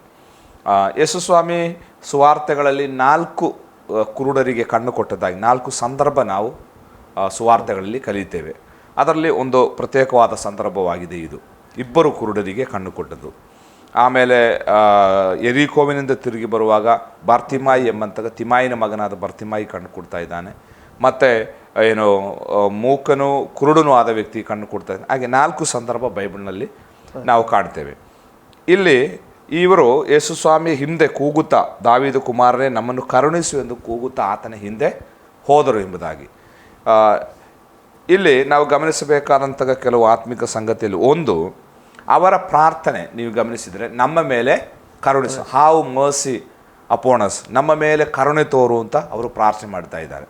ಆದರೆ ಯೇಸು ಸ್ವಾಮಿ ಗಮನಿಸಲಿಲ್ಲ. ಕೊನೆಗೆ ಯೇಸು ಸ್ವಾಮಿ ಮನೆಗೆ ಬಂದರು. ಒಂದು ವೇಳೆ ಕಫರ್ನೌಮಿನ ತನ್ನ ಮನೆಗಿರ್ಬೋದು. ಮನೆಗೆ ಬಂದಾಗ ಅವರು ಯೇಸು ಸ್ವಾಮಿಯನ್ನು ಹಿಂಬಾಲಿಸಿ ಮನೆಗೆ ಬಂದಾಗ ಸ್ವಾಮಿ ಅವರಿಗೆ ಕೇಳ್ತಿದ್ದಾನೆ, 28ನೇ ವಾಕ್ಯ, ನಾನು ಇದನ್ನು ಮಾಡಬಲ್ಲೆನೆಂಬುದನ್ನು ನಂಬುತ್ತೀರೋ ಎಂದು ಕೇಳಿದ್ದಕ್ಕೆ ಅವರು, ಹೌದು ಸ್ವಾಮಿ, ನಾವು ನಂಬುತ್ತೇವೆ ಎಂದು ಆತನು ಕೇಳ್ತಾ ಇದ್ದಾನೆ. ಇನ್ನೊಂದು ಭಾಗದಲ್ಲಿ ಸ್ವಾಮಿ ಅವರ ಹತ್ರ ಕೇಳುವಂಥದ್ದು, ಇನ್ನೊಂದು ಕುರುಡನ ಸೌಖ್ಯದಲ್ಲಿ ಸ್ವಾಮಿ ಅವರಿಗೆ ಕೇಳುವಂಥ ಒಂದು ಪ್ರಶ್ನೆ ಇದೆ. ಅದು ನನ್ನ ಅನಿಸಿಕೆ, ತಿಮಾಯಿನ ಮಗನಾದ ಬಾರ್ತಿಮಾಯಿ, ನಾನು ನಿನಗೆ ಏನು ಮಾಡಬೇಕೆಂಬುದಾಗಿ ನೀನು ಬಯಸ್ತೆ ಎಂಬುದಾಗಿ. ಅಂದರೆ ಈ 2 ಭಾಗವನ್ನು ನಾವು ಸೇರಿಸಿ ಕಲಿಯುವಾಗ ಇವರು ಹೇಳ್ತಾ ಇದ್ದಾರೆ, ಹಾವ್ ಮರ್ಸಿ ಅಪಾನ್ ಅಸ್, ನಮ್ಮ ಮೇಲೆ ಕರುಣೆ ತೋರು ಎಂಬುದಾಗಿ. ಇದು ಒಂದು ಪ್ರಾರ್ಥನೆ ಆದರೂ ಸಹ ಒಂದು ಸ್ಪೆಸಿಫಿಕೇಶನ್ ಇಲ್ಲ ಇದರಲ್ಲಿ. ಈಗ ನಾವು ಹೇಳ್ತೇವೆ, ನಮ್ಮನ್ನು ಆಶೀರ್ವದಿಸು. ದೇವರು ಕೇಳ್ತಾ ಇದ್ದಾನೆ, ಏನು ಆಶೀರ್ವಾದ ನಿನಗೆ ಬೇಕು? ನಾವು ಅನೇಕ ಸಾರಿ ನಮ್ಮ ಪ್ರಾರ್ಥನೆ ಗಮನಿಸಿದರೆ, ದೇವರೇ ಅವರನ್ನ ಆಶೀರ್ವದಿಸು. ಆವಾಗ ದೇವರು ಕೇಳ್ತಾ ಇದ್ದಾರೆ, ಅವ್ರನ್ನೇ ನಾನು ಯಾವ ರೀತಿಯಲ್ಲಿ ಆಶೀರ್ವದಿಸಬೇಕು, ಯಾವ ರೀತಿಯಲ್ಲಿ ಆಶೀರ್ವದಿಸಬೇಕು? ನಮ್ಮ ಪ್ರಾರ್ಥನೆಗಳು ಸ್ಪೆಸಿಫಿಕ್ ಆಗಿರಬೇಕು, ನಿರ್ದಿಷ್ಟವಾಗಿರಬೇಕು. ಅದು ಅದಕ್ಕೆ ಒಂದು ಸ್ಪೆಸಿಫಿಕೇಶನ್ ಇರಬೇಕು. ಅದಕ್ಕೆ ತಿಮಾಯಿನ ಮಗನಾದ ಬಾರ್ತಿಮಾಯಿ ಸ್ವಾಮಿ ಹೇಳ್ತಿದ್ದಾನೆ, ದಾವೀದ ಕುಮಾರನೇ ಕರುಣಿಸುವಂಥ ಅದೊಂದು ಕಾಮನ್ ಪ್ರೇಯರ್ ಅಲ್ವಾ? ಎಲ್ಲ ಯಾವ ವಿಷಯದಲ್ಲಿ ನಾನು ಕರುಣೆ ತೋರಿಸಬೇಕು? ಅದಕ್ಕೆ ನಮ್ಮ ಪ್ರಾರ್ಥನೆಗಳು ಸ್ಪಷ್ಟವಾಗಿರಬೇಕು ಅಂತ ನಾವು ಆ ಭಾಗದಲ್ಲಿ ಕಲಿತೇವೆ. ಅನೇಕ ಸಾರಿ ದೇವರು ನಮ್ಮ ಪ್ರಾರ್ಥನೆಗೆ ಸದುತ್ತರ ಕೊಡದೇ ಇರಲಿಕ್ಕೆ ಕಾರಣ ದೇವರಿಗೆ ಕನ್ಫ್ಯೂಷನ್. ಇವರು ಏನು ಹೇಳ್ತಾ ಇದ್ದಾರೆ ಅಂತ ನನಗೆ ಅರ್ಥ ಆಗ್ತಾ ಇಲ್ಲ. ಇನ್ನು ಕೆಲವರ ಪ್ರಾರ್ಥನೆ ಕೇಳಿದರೆ ದೇವರಿಗೆ ಅರ್ಥ ಆಗಲ್ಲ, ಯಾಕಂದರೆ ಅವರ ಭಾಷಾ ಶೈಲಿ ಅಷ್ಟು ಕಠಿಣವಾಗಿರ್ತದೆ, ಹೌದಲ್ವಾ? ಯಾರೋ ಹೇಳ್ತಾ ಇದ್ರು, ಕೆಲವರು ಪ್ರಾರ್ಥನೆ ಮಾಡುವಾಗ ಪರಲೋಕದಲ್ಲಿ ಬಹಳ ಗದ್ದಲ ನಡೀತದಂತೆ. ಏನಂತಂದರೆ ದೇವರು ಗಬ್ರಿಯಲ್ ಮೀಕಾಯಲ್ರಿಗೆ ಹೇಳ್ತಾರಂತೆ, ನೋಡಪ್ಪ ನಿನ್ನ ಡಿಕ್ಷನರಿ ಮಲಯಾಳಂ ಕನ್ನಡ ಡಿಕ್ಷನರಿ ತೊಗೊಂಬ, ನನಗೆ ಅವರು ಹೇಳುವ ಲ್ಯಾಂಗ್ವೇಜ್ ಗೊತ್ತಾಗ್ತಾ ಇಲ್ಲ, ಅದರ ಅರ್ಥ ಏನು ಅಂತ. ಅಂದರೆ ಅದಕ್ಕೆ ಅವರು ಆ ಕಡೆ ಈ ಕಡೆ ಮೇಲೆ ಕೆಳಗೆ ಓಡಾಡುವ ಶಬ್ದ ಕೆಲವರು ಪ್ರಾರ್ಥನೆ ಮಾಡುವ ಪರಲೋಕದಲ್ಲಿ ಜಾಸ್ತಿ ಅಂತೆ. ಯಾಕಂದರೆ ದೇವರಿಗೆ ಕೆಲವೊಮ್ಮೆ ಇವರ ಲ್ಯಾಂಗ್ವೇಜ್ ಅಷ್ಟು ವ್ಯಾಕರಣ ಮತ್ತೇನು ನಾವು ಕೇಳದ ಪದಗಳನ್ನೆಲ್ಲ ಉಪಯೋಗಿಸಿ ಕೆಲವರು ಪ್ರಾರ್ಥನೆ ಮಾಡ್ತಾ ಇದ್ದಾರೆ. ಸ್ಪಷ್ಟತೆನೇ ಇರಲ್ಲ. ಸ್ಪಷ್ಟತೆ ಅಂದರೆ ಏನು ಅಂತ ನಮಗೆ ಏನೋ ಅಂತಾರೆ, ತಲೆ ಮೇಲೆ ಹಾರಿ ಹೋದಂಗೆ, ನಮಗೂ ಅರ್ಥ ಆಗಲ್ಲ. ಅಂದರೆ ಜನರನ್ನು ಇಂಪ್ರೆಸ್ ಮಾಡಲಿಕ್ಕೆ, ಜನರನ್ನು ಅಟ್ರಾಕ್ಟ್ ಮಾಡಲಿಕ್ಕೆ ಒಳ್ಳೆ ಭಾಷಾ ಶೈಲಿ, ಒಳ್ಳೆ ಭಾಷಾ ಶೈಲಿಯಲ್ಲಿ ಪ್ರಾರ್ಥನೆ ಮಾಡೋದೇನು ತಪ್ಪಲ್ಲ, ಒಳ್ಳೆ ಭಾಷೆ ಒಳ್ಳೆ ಲ್ಯಾಂಗ್ವೇಜ್ ನಮಗೆ ಬೇಕು. ಆದರೆ ದೇವರು ನಮ್ಮ ಭಾಷೆ ಎಲ್ಲ ನೋಡು, ನಮ್ಮ ಹೃದಯ ನೋಡುವಂಥದ್ದು. ದೇವರಿಗೆ ನಮ್ಮ ಭಾಷೆ ಎಷ್ಟು ಚೆನ್ನಾಗಿದೆ, ಎಷ್ಟು ಉದ್ದ ಪ್ರಾರ್ಥನೆ ಮಾಡಿದ್ಯಾ, ನಿನ್ನ ಏನು ಲ್ಯಾಂಗ್ವೇಜ್, ನಿನ್ನ ಭಾಷೆಯಲ್ಲಿ ಎಷ್ಟೆಷ್ಟು ಗ್ರಾಮಟಿಕಲ್ ಏನು ವ್ಯಾಕರಣ ಎಷ್ಟು ಚೆನ್ನಾಗಿತ್ತು, ಇದೇನು ದೇವರಿಗೆ ಬೇಡ. ದೇವರಿಗೆ ನಮ್ಮ ನಿಟ್ಟುಸಿರು ಸಾಕು. ದೇವರು ನಿಮಗೆ ನಮ್ಮ ಹೃದಯವನ್ನು ನೋಡುವ ದೇವರಾಗಿದ್ದಾನೆ. ಆದ್ದರಿಂದ ಸುಮ್ಮನೆ ನಾವು ಪ್ರಾರ್ಥನೆ ಮಾಡುವಾಗ ಸುಮ್ಮನೆ ದೇವರೇ ನಮ್ಮನ್ನು ಆಶೀರ್ವದಿಸುವಂಥ ಪ್ರಾರ್ಥನೆ ಮಾಡೋದ್ರಲ್ಲಿ ಅರ್ಥ ಇಲ್ಲ. ಯಾಕಂದರೆ ದೇವರಿಗೆ ನೂರಾರು ಆಶೀರ್ವಾದಗಳಿದೆ ದೇವರ ಪಕ್ಕದಲ್ಲಿ. ಇದರಲ್ಲಿ ಯಾವುದು ಕೊಡಬೇಕು ಅಂತ ದೇವರಿಗೆ ಕನ್ಫ್ಯೂಷನ್. ಆದ್ದರಿಂದ ಈ ಕುರುಡರ ಸೌಖ್ಯ ನಾವು ಕಲಿಯುವಾಗ ಅವರಿಗೆ ಸ್ಪಷ್ಟವಾಗಿ ನಾನು ನಿನಗೆ ಏನು ಮಾಡಬೇಕು ಅಂತ ನೀನು ಬಯಸ್ತಾ ಇದ್ದಿ, ಇಲ್ಲಿ ಕೇಳ್ತಾ ಇದ್ದಾನೆ ನಾನು ಇದನ್ನು ಮಾಡ್ತೇನೆ ಅಂತ ನೀನು ನಂಬ್ತೀಯ ಅಲ್ವಾ? ಈ ರೀತಿ ಪ್ರಶ್ನೆಗಳನ್ನು ಸ್ವಾಮಿ ಈ ಕುರುಡರ ಸೌಖ್ಯದ ಭಾಗದಲ್ಲಿ ಆಗ್ತಾ ಇದ್ದಾರೆ. ಇದರಿಂದ ಒಂದು ನಮಗೆ ಕಲಿಬೇಕು, ಸ್ಪೆಸಿಫಿಕ್ ಆಗಿರಬೇಕು, ನಮ್ಮ ಪ್ರಾರ್ಥನೆ ನಿರ್ದಿಷ್ಟವಾಗಿರಬೇಕು. ಏನು ನಾವು ಕೇಳ್ತೇವೆ ಅನೇಕ ಸಾರಿ ನೋಡಿರಿ, ನಾವು ಭೌತಿಕ ವಿಚಾರಗಳನ್ನು ನಿರ್ದಿಷ್ಟವಾಗಿರ್ತೇವೆ, ಆದರೆ ನಮ್ಮ ಆತ್ಮಿಕ ವಿಚಾರದಲ್ಲಿ ಇವತ್ತು ಅನೇಕರಿಗೊಂದು ಜಯ ಸಿಗದಿರಲಿಕ್ಕೆ ಕಾರಣ ನಮ್ಮ ಪ್ರಾರ್ಥನೆ ನಿರ್ದಿಷ್ಟವಾಗಿಲ್ಲ ಎಂಬುದು. ಈಗ ನೋಡಿರಿ, ಕೆಲವರಿಗೆ ಆತ್ಮಿಕವಾಗಿ ಬೆಳೆಯಬೇಕೆಂಬ ಬಯಕೆ ಇದೆ, ಅವರ ಜೀವಿತದಲ್ಲಿ ಅನೇಕ ದುಶ್ಚಟಗಳು ದುಷ್ಟ ಸ್ವಭಾವಗಳು ಇವತ್ತು ಬದಲಾವಣೆ ಆಗಿಲ್ಲ. ಕೆಲವರಿಗೆ ಬಹಳ ಸಿಟ್ಟು, ಕೆಲವರಿಗೆ ಏನೋ ಕಾಮದ ಬಯಕೆ, ಕೆಲವರಿಗೆ ಏನೇನೋ, ಅಂದರೆ ಅವರ ಜೀವಿತ ಆ ಸ್ಪಿರಿಚುವಲ್ ಆ ಒಂದು ಲೆವೆಲಿಗೆ ಬರ್ತಾ ಇಲ್ಲ. ಆವಾಗ ನಾವು ಎಲ್ಲಿ ಕೊರತೆ ಇದ್ದೇವೆ, ನನ್ನ ಜೀವಿತದಲ್ಲಿ ಎಲ್ಲೆಲ್ಲಿ ಬದಲಾವಣೆಗಳು ಬೇಕು ಅದನ್ನು ಸ್ಪೆಸಿಫಿಕ್ ಆಗಿ ದೇವರ ಹತ್ರ ಹೇಳಬೇಕು. ದೇವರೇ, ನಾನೊಬ್ಬ ಕೋಪಿಸ್ಟನಾದ ಮನುಷ್ಯ, ನನಗೆ ಕೋಪ ಶಾರ್ಟ್ ಟೆಂಪರ್, ನನಗೆ ಅದನ್ನು ತಡ್ಕೊಳ್ಳಿಕ್ಕೆ ಆಗ್ತಾ ಇಲ್ಲ, ನನಗೆ ಆ ಕೋಪದ ಮೇಲೆ ಜಯ ಕೊಡುವಂಥ ನಮ್ಮ ಪ್ರಾರ್ಥನೆ ಸ್ಪೆಸಿಫಿಕ್ ಆಗಿದ್ದರೆ ಖಂಡಿತವಾಗಿ ದೇವರು ನಮಗೆ ಜಯ ಕೊಡ್ತಾನೆ. ಯಾಕೆ ನಮ್ಮ ಈ ರೀತಿಯಾದಂತಹ ಆತ್ಮಿಕ ವಿಚಾರ ನಮಗೆ ಜಯ ಸಿಗ್ತಾ ಇಲ್ಲ? ನಮ್ಮ ಪ್ರಾರ್ಥನೆಗಳು ನಿರ್ದಿಷ್ಟವಾಗ್ತಾ ಇಲ್ಲ. ದೇವರೇ ನನ್ನನ್ನು ಆತ್ಮಿಕವಾಗಿ ಆಶೀರ್ವಿಸು, ಅದು ಕೇಳಬೇಕು. ಅದರಲ್ಲಿ ನನ್ನ ಆತ್ಮಿಕ ಜೀವಿತಕ್ಕೆ ತಡೆಯಾಗಿ ಏನೇನು ನನ್ನ ಜೀವಿತದಲ್ಲಿ ದುಷ್ಟ ಸ್ವಭಾವಗಳಿದೆ, ಅದೊಂದು ವೇಳೆ ಕೋಪ ಇರ್ಬೋದು, ಕಹಿತನ ಇರ್ಬೋದು, ಹೊಟ್ಟೆ ಕಿಚ್ಚು ಇರ್ಬೋದು, ಇನ್ನೊಬ್ಬರ ಮೇಲೆ ಏನೋ ನನಗೆ ಅಸೂಯೆ ಇರ್ಬೋದು, ಇನ್ನೊಬ್ಬರ ಬೆಳವಣಿಗೆಯಲ್ಲಿ ನನಗೆ ಸಂತೋಷ ಪಡೆದ ಅನುಭವ ಇರ್ಬೋದು, ಏನು ನನ್ನಲ್ಲಿ ಅಂತ ನನಗೆ ಗೊತ್ತು. ಅದನ್ನು ನಾವು ಪ್ರತ್ಯೇಕವಾಗಿ ದೇವರ ಹತ್ರ ಬಿಡಿಸಿ ಹೇಳಬೇಕು. ಆವಾಗ ಆ ಏರಿಯಾದಲ್ಲಿ ದೇವರು ತನ್ನ ಕ್ರಿಯೆ ಮಾಡಿ ನಮ್ಮನ್ನು ಅಲ್ಲಿಂದ ಸ್ವತಂತ್ರಕ್ಕೆ ನಡೆಸಲಿಕ್ಕೆ ಸಾಧ್ಯ ಆಗ್ತದೆ. ಆದ್ದರಿಂದ ಒಂದನೇದಾಗಿ ಈ ಕುರುಡರ ಸೌಖ್ಯದಲ್ಲಿ ನಮ್ಮ ಪ್ರಾರ್ಥನೆ ನಿರ್ದಿಷ್ಟವಾಗಿರಬೇಕು, ವ್ಯಕ್ತವಾಗಿರಬೇಕು. ಆಮೇಲೆ ಎರಡನೇದಾಗಿ ಸ್ವಾಮಿಯಲ್ಲಿ ಕೇಳ್ತಾ ಇದ್ದಾರೆ, ನಾನು ಇದನ್ನು ಮಾಡುತ್ತೇನೆಂಬುದಾಗಿ ನಾನು ಇದನ್ನು ಮಾಡಬಲ್ಲ, 28ನೇ ವಾಕ್ಯ, ನಾನು ಇದನ್ನು ಮಾಡಬಲ್ಲನೆಂಬುದನ್ನು ನಂಬುತ್ತೀರೋ ಎಂದು ಕೇಳಿದ್ದಕ್ಕೆ ಅವರು ಹೌದು ಸ್ವಾಮಿ ನಂಬುತ್ತೇವೆ ಅಂದರು. ಅಂದರೆ ಇಲ್ಲಿ ನಂಬಿಕೆಯ ಆಧಾರದಲ್ಲಿ ದೇವರು ಅದ್ಭುತ ಮಾಡುವಂಥದ್ದು ಅಲ್ವಾ? ನಿನ್ನ ಬಯಕೆಯಂತೆ ನಿನಗಾಗಲಿ ಅಂತಲ್ಲ ಸ್ವಾಮಿ ಹೇಳಿದ್ದು, ಕೆಳಗೆ ಹೇಳ್ತಾ ಇದ್ದಾನೆ, ನಿನ್ನ ನಂಬಿಕೆಯಂತೆ ನೀನು ನಂಬಿದಂತೆ ನಿನಗಾಗಲಿ ಎಂಬುದಾಗಿ ಅಲ್ವಾ? ನಮ್ಮ ಬಯಕೆಯಂತೆ ಮಾಡುವ ದೇವರಲ್ಲ, ನಮ್ಮ ನಂಬಿಕೆಯಂತೆ ಮಾಡುವ ದೇವರಾಗಿದ್ದಾನೆ. ಅಂದರೆ ಇದೆರಡು ಭಾಳ ವ್ಯತ್ಯಾಸ ಇದೆ. ಏನು, ನಂಬಿದಂತೆ ಮಾತ್ರ ದೇವರು ಮಾಡೋದು, ಬಯಸಿದಂತೆ ಮಾಡುವುದಿಲ್ಲ. ನಮಗೆ ಅನೇಕ ಬಯಕೆಗಳಿದೆ, ಆದರೆ ಒಳ್ಳೆಯ ಬಯಕೆಗಳಾದರೆ ಆ ಬಯಕೆಯನ್ನು ದೇವರು ಈಡೇರಿಸ್ತಾರೆ ಎಂಬುದಾಗಿ ನಾವು ದೇವರಲ್ಲಿ ನಂಬಬೇಕು. ನಂಬಿಕೆ ಆಗಿದೆ ಬಿಡುಗಡೆಗೆ ಆಧಾರ, ಬಯಕೆಗಳಲ್ಲ. ಬಯಕೆ ಅನೇಕ ಇದ್ದಾವೆ, ಎಲ್ಲ ಬಯಕೆಗಳು ಈಡೇರಿಸಲ್ಪಡ್ತಾ ಇಲ್ಲ. ಆದರೆ ಏನು ಬಯಕೆ ಆಧಾರದಲ್ಲಿ ದೇವರು ಯಾವತ್ತೂ ಅದ್ಭುತ ಮಾಡುವುದಿಲ್ಲ. ನಮ್ಮ ಡಿಸೈರ್ ಅಲ್ಲ, ನಮ್ಮ ಫೇತ್, ನಮ್ಮ ನಂಬಿಕೆ ಅದಕ್ಕೆ ಮುಖ್ಯವಾಗಿದೆ. ಮನುಷ್ಯನ ಬಯಕೆಗೆ ಲಿಮಿಟೇ ಇರಲ್ಲ. ಅದೇ ಮನುಷ್ಯನ ಬಯಕೆ ನೋಡ್ರಿ, ಇನ್ನೂ ವಾಸ್ತವಿಕವಾಗಿ ನಾವು ಬೈಬಲ್ ಸರಿಯಾಗಿ ಕಲಿಯೋದಾದರೆ ನಮ್ಮ ಬಯಕೆಗಳನ್ನು ಈಡೇರಿಸುವ ದೇವರಲ್ಲ, ನಮ್ಮ ಅವಶ್ಯಕತೆಗಳನ್ನು ಈಡೇರಿಸುವ ದೇವರಾಗಿದ್ದಾನೆ. ನಮ್ಮ ಎಲ್ಲ ಬಯಕೆ ದೇವರು ಈಡೇರಿಸಿದರೆ ಇವತ್ತು ಏನೆಲ್ಲ ಅನಾಹುತ ಆಗ್ತಿತ್ತು, ಹೌದಲ್ವಾ? ನಮಗೆ ಕೆಲವೊಮ್ಮೆ ಏನೇನೋ ಹುಚ್ಚು ಬಯಕೆಗಳು ಬರ್ತಾವೆ ಅಲ್ವಾ? ಅದೆಲ್ಲ ದೇವರು ಈಡೇರಿಸಲಿಕ್ಕೆ ಹೋಗಿದ್ರೆ ಏನೇನೋ ಸಮಸ್ಯೆಗಳಾಗ್ತಿತ್ತು, ನಾವು ಇವತ್ತು ಈ ರೀತಿ ಇರ್ತಿರ್ಲಿಲ್ಲ, ಹೌದಲ್ವಾ? ಆದ್ದರಿಂದ ನಮ್ಮ ಬಯಕೆಗಳು ದೇವರು ಈಡೇರಿಸೋದು ಬೇಡ, ನಮ್ಮ ಅವಶ್ಯಕತೆಗಳು ದೇವರು ಈಡೇರಿಸಲಿ. ಅವಶ್ಯಕತೆಗಳಲ್ಲಿ ದೇವರು ನಮಗೆ ಸಹಾಯಕನಾಗಿದ್ದಾನೆ. ಅದಕ್ಕೆ ನಾವು ಮತ್ತಾಯ 6:33 ಅಂತ ಅನಿಸ್ತದೆ, ಮೊದಲು ದೇವರ ರಾಜ್ಯಕ್ಕಾಗಿ ನೀತಿಗಾಗಿ ತವಕಡಲಿ, ಅವುಗಳ ಕೂಡ ಇವುಗಳು ಸಹ, ಅಂದರೆ ನಮ್ಮ ಅವಶ್ಯಕತೆಗಳು, ವಾಟ್ ಎವರ್ ಯು ನೀಡ್ ಅಂತ ಅಲ್ಲಿ ಸ್ಪೆಸಿಫಿಕ್ ಆಗಿ ಬರೆದಿದೆ. ನಿನ್ನ ಅವಶ್ಯಕತೆಯನ್ನು ದೇವರು ತಿಳಿತಾನೆ. ದೇವರ ರಾಜ್ಯಕ್ಕಾಗಿ ನೀತಿಗಾಗಿ ನೀನು ತವಕೊಟ್ರೆ ಎಲ್ಲ ಸಿಗ್ತದೆ ಅಂತ ಕೆಲವರು ಹೇಳ್ತಾರೆ. ಎಲ್ಲ ಏನು ದೇವರು ಕೊಡಲ್ಲ, ನಿನ್ನ ಅವಶ್ಯಕತೆಯನ್ನು ದೇವರು ಈಡೇರಿಸ್ತಾನೆ, ಅದು ಸಾಕು. ದಾವೀದರು ಹೇಳ್ತಾ ಇದ್ದಾನೆ, ಯೆಹೋವ ನನಗೆ ಕುರುಬನು, ಕೊರತೆ ಪಡೆನು, ಕೊರತೆ ಇಲ್ಲದೆ ಜೀವನ ನಡೆಸಿದರೆ ಸಾಕು. ಪೌಲನು ಹೇಳ್ತಾ ಇದ್ದಾನೆ, ಉಣ್ಣುವುದಕ್ಕೂ ಕುಡಿಯುವುದಕ್ಕೂ ಇದ್ದರೆ ಸಾಕು ಅಲ್ವಾ? ಏನು ಆ ಒಂದು ಕಂಟೆನ್ಮೆಂಟ್ ಅಂತಂದರೆ ಏನು, ಸಂತೃಪ್ತಿಕರವಾದ ಜೀವಿತ. ಇವತ್ತು ಅನೇಕರಿಗೆ ಕಂಟೆನ್ಮೆಂಟ್ ಇಲ್ಲ, ಅಂದರೆ ಏನು, ಸಂತೃಪ್ತಿ ಇಲ್ಲ. ಆದರೆ ನಾನು ಹೇಳ್ತೇನೆ, ಭೌತಿಕ ವಿಚಾರದಲ್ಲಿ ನಾವು ಕಂಟೆಂಟ್ ಆಗಿರಬೇಕು, ಆತ್ಮಿಕ ವಿಚಾರದಲ್ಲಿ ಆಗಿರಬಾರ್ದು. ಅದಕ್ಕೆ ಆತ್ಮದಲ್ಲಿ ಬಡವರು ಅವರಿಗೆ ಆತ್ಮಿಕ ವಿಚಾರದಲ್ಲಿ ಒಂದು ಸಂತೃಪ್ತಿ, ಯಾವಾಗ ನಮಗೆ ಸಂತೃಪ್ತಿ ಆಯಿತೋ ನಮ್ಮ ಆತ್ಮಿಕ ಜೀವಿತ ಅಲ್ಲಿಗೆ ಮುಗಿಯಿತು. ಆದರೆ ಭೌತಿಕ ಸಂಗತಿಯಲ್ಲಿ ನಾವು ಕಂಟೆಂಟ್ ಆಗಿರಬೇಕು. ಅಂದ್ರೆ ಏನು? ನಾವು ಸಂತೃಪ್ತರಾಗಿರಬೇಕು. ಅದಕ್ಕೆ ಪೌಲ ಹೇಳ್ತಾನೆ, ಸಂತೃಪ್ತಿ ಸಹಿತವಾದ ಆ ಭಕ್ತಿ ಬಹಳ ಲಾಭದಾಯಕ ಎಂಬುದಾಗಿ. ಸಂತೃಪ್ತ ಸಹಿತ ಭಕ್ತಿ ಬಹಳ ಲಾಭದಾಯಕ, ಅದು ಬಹಳ ಮುಖ್ಯ. ನಾವು ಸಂತೃಪ್ತಿಯ ಜೀವಿತ ನಡೆಸುವಂಥದ್ದು ಅದು ಅಂದರೆ ಭೌತಿಕ ವಿಚಾರದಲ್ಲಿ ಪೌಲಲ್ಲಿ ಹೇಳಿತು, ಆತ್ಮಿಕ ವಿಚಾರದಲ್ಲಿ ಸಂತೃಪ್ತಿ ಅಲ್ಲ. ಅದ್ರ ಮೊದಲು ಲೌಕಿಕ ವಿಷಯ ಹೇಳಿ ಪೌಲ ಹೇಳ್ತಾ ಇದ್ದಾನೆ. ಅಂದರೆ ನಾವು ನೇರ ಉಲ್ಟಾ ಆಗಿಬಿಟ್ಟಿದ್ದೇವೆ. ನಮಗೆ ಆತ್ಮಿಕ ವಿಚಾರದಲ್ಲಿ ಸಂತೃಪ್ತಿ ಆಯಿತು, ಭೌತಿಕ ವಿಚಾರದಲ್ಲಿ ನಾವು ಸಂತೃಪ್ತರಲ್ಲ. ಅದು ಅತಿ ದೊಡ್ಡ ಇವತ್ತಿನ ಆತ್ಮಿಕ ಲೋಕದ ಸಮಸ್ಯೆ. ನಮ್ಮ ವಿಷಯಕ್ಕೆ ನಮಗೆ ತಿರುಗಿ ಬರೋಣ. ಸ್ವಾಮಿ ಹೇಳ್ತಾ ಇದ್ದಾನೆ, ನಿನ್ನ ಬಯಕೆ ಮೇರೆಗಲ್ಲ, ನಿನ್ನ ನಂಬಿಕೆಯ ಮೇರೆಗೆ ನಾನು ನಿನ್ನನ್ನು ಗುಣಪಡಿಸ್ತೇನೆ ಎಂಬುದಾಗಿ. ನೋಡಿ, ಅವರು ಇಬ್ಬರು ದೇವರನ್ನು ನಂಬಿದರು. ನೀನು ನಮಗೋಸ್ಕರ ಇದನ್ನು ಮಾಡಬಲ್ಲೆ ಎಂಬುದಾಗಿ ಅವರು ನಂಬ್ತಾ ಇದ್ದಾರೆ. ಈಗ ಸಪೋಸ್ ಅದರಲ್ಲಿ ಒಬ್ಬ ಕುರುಡ, ಇಬ್ಬರು ಕುರುಡಿದ್ದಾರೆ, ಅದರಲ್ಲಿ ಒಬ್ಬ ಕುರುಡು ಹೇಳ್ತಾ ಇದ್ದಾನೆ, ನಾನು ನಂಬ್ತೇನೆ, ಆದರೆ ಒಂದು ಕಣ್ಣು ಸರಿ ಮಾಡಲಿಕ್ಕೆ ನಿನ್ನಿಂದ ಆಗ್ತದೆ ಅಂತ ನಾನು ನಂಬ್ತೇನೆ ಅಂತ ಅವನು ನಂಬಿದರೆ, ಇನ್ನೊಬ್ಬ 2 ಕಣ್ಣು ಬರ್ತದೆ ಅಂತ ನಂಬಿದ. ನೋಡಿ, 2 ಕಣ್ಣು ನನಗೆ ಕೊಡಲಿಕ್ಕೆ ಸ್ವಾಮಿ ಶಕ್ತನು ಎಂಬುದಾಗಿ ನಂಬಿದ ಅವನಿಗೆ 2 ಕಣ್ಣು ಬಂತು. ಇವನು ಒಂದೇ ಕಣ್ಣು ನಂಬಿದ, ಆದ್ದರಿಂದ ಇವನಿಗೆ 1 ಕಣ್ಣು ಸರಿ ಆಗ್ತಿತ್ತು. ಹೌದಲ್ವಾ?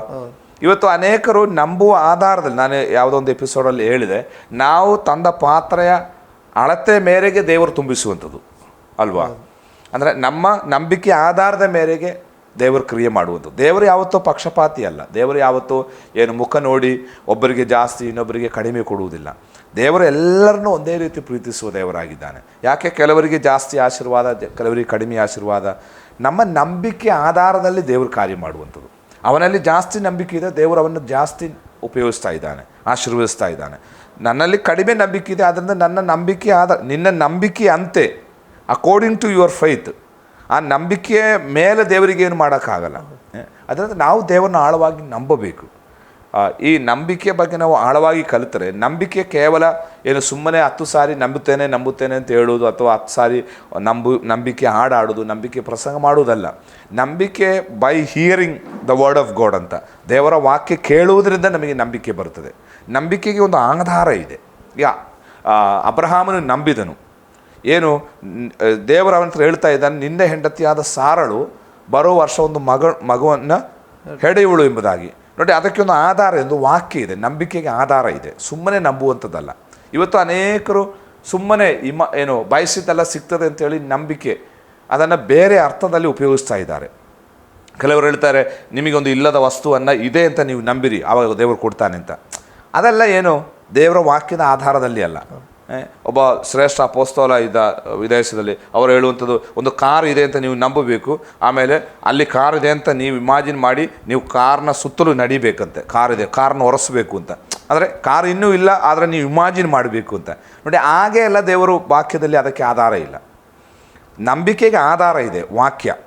ನನ್ನ ಹತ್ರ ದೇವರು ಒಂದು ಸಂಗತಿ ಕೊಡುತ್ತಾನೆ ಅಂತೇಳಿ ಹೇಳಿದರೆ ಅದಕ್ಕೆ ನನಗೊಂದು ಆಧಾರ ಇದೆ, ವಾಕ್ಯ, ದೇವರ ಆ ಆಧಾರದಲ್ಲಿ ನಾನು ನಂಬುವುದು. ಸುಮ್ಮನೆ ವಾಯುವಲ್ಲಿ ನಂಬುವಂಥದ್ದಲ್ಲ, ಸುಮ್ಮನೆ ಇಮ್ಯಾಜಿನ್ ಮಾಡಿ ನಂಬುವಂಥದ್ದಲ್ಲ. ನಂಬಿಕೆಗೆ ಅಬ್ರಹಾಮನ ಯಾಕೆ ನಂಬಿದ? ಅಬ್ರಹಾಮನಿಗೆ ದೇವರು ಸ್ಪಷ್ಟವಾಗಿ ಹೇಳಿದ, ನಾನು ನಿನಗೆ ಹಾಗರಲ್ಲಿ ಅಲ್ಲ, ನಿನ್ನ ಹೆಂಡತಿಯಾದ ಸಾರಳಲ್ಲೇ ನಾನು ಮಗುವನ್ನು ಕೊಡ್ತೇನೆ ಅಂತ. ಅವನು ನಂಬಿದ.